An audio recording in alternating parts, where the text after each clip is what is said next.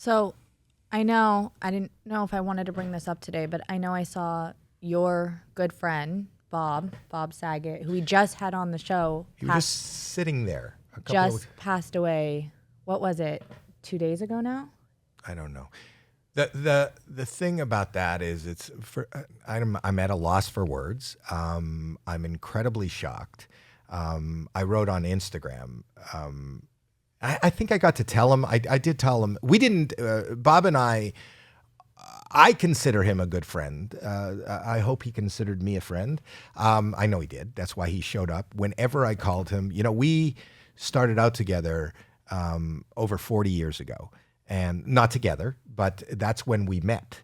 You know, he's from Philadelphia, and he was playing a small club in Toronto, and I went to see him, and I thought he was hysterical. I never saw somebody that had that kind of, it seemed like it was improvised. You know, he had this flow, and he had the guitar, and he was funny, and there was just so much joy in doing comedy, and he was dirty and naughty, and that's why it was very shocking. I know people are shocked the other way when they saw, after Full House, when they saw his comedy, they were shocked the other way. I was shocked that, you know, I knew him from the comedy world, that he was the Danny Tanner, that he was America's dad. That he was America's dad, because he did have this filthy mouth and this filthy mind. But as I grew to know him and became aware of, you know, his life a little bit, he had, throughout his life, he had two sisters that passed away very young, one of a brain aneurysm and one of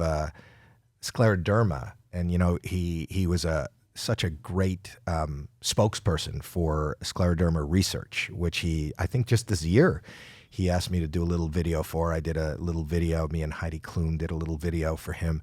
And whenever I called him, I said, I'm just doing a podcast with my daughter. Boom. He said, tell me when, I'll show up.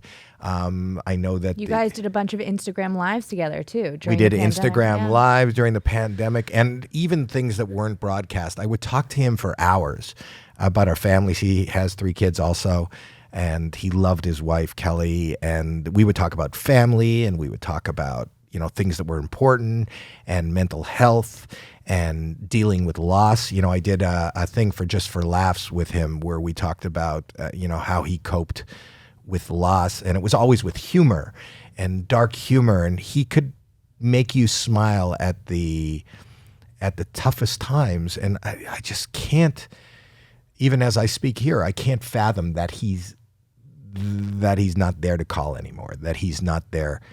My heart really goes out to his wife and his kids and his family. And, you know, I hear people and looking at people online, talking about this tragedy, but in being able to process this for a minute, if there's any positive, I said this to your sister yesterday, the positive is that, you know, as my therapist always says, nobody gets out alive. You know, we are all going to die, and we just are. And, a lot of people spend their entire lives being fearful of how that's going to happen, afraid to suffer, afraid to see, more importantly for me as a family man, I don't want to see family or friends suffer in any way, get an illness. He actually went out in the best way possible. I'd really want that for myself and anybody that I loved. He was on the road. He posted, a few hours before his passing about the great audience in Florida. He felt like he was 26 again? Is that yeah, what he said, I'm interested in doing this shit. I'm addicted to this shit again. He's on the road. He's putting together a special. He's loving stand-up. He's loving his life. He's loving his kids. He's texting his kids. And then you go to sleep, and that's it. And what's better than that? You say, well, it's too soon. And it's always too soon. But, every single day that we're here, you may see an issue with one of your children, which I don't want to see. As selfishly as that sounds, I'd like to go first because I think being the one here, it's all harder for everybody that's left. I'd love to go first, and I'd love to not suffer. So if there's any good that can be said, he went out doing what he loves in a point in life that he was enjoying. and it doesn't seem like there was any suffering. Whereas go it's ahead. very apparent that he made a huge impact on everyone. And too. when you see the outpouring of how many people considered and I don't just him a mean good fans. friend. Yeah, No, like friends. like everyone. He was such a great friend to so many different people. I know you said that you were so close. I know you guys were really close, but to see how many people have a story about But I wasn't that close. I felt really close, Yeah. but it's amazing how many people felt equally as close. Because even if you talk to him 2-3 times a year, he was so present, so there for you, so there wanting to show up and do above and beyond whatever your request was, whatever you needed, however long you wanted to talk. It's always you that would say goodbye before him. He would just give of himself.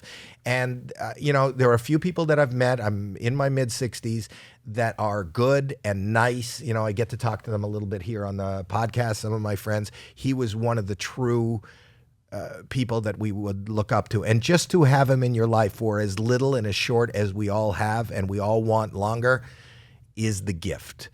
And, I'll say it now, and I've said it before, and I got to say it to him. I love you, Bob, and I always will.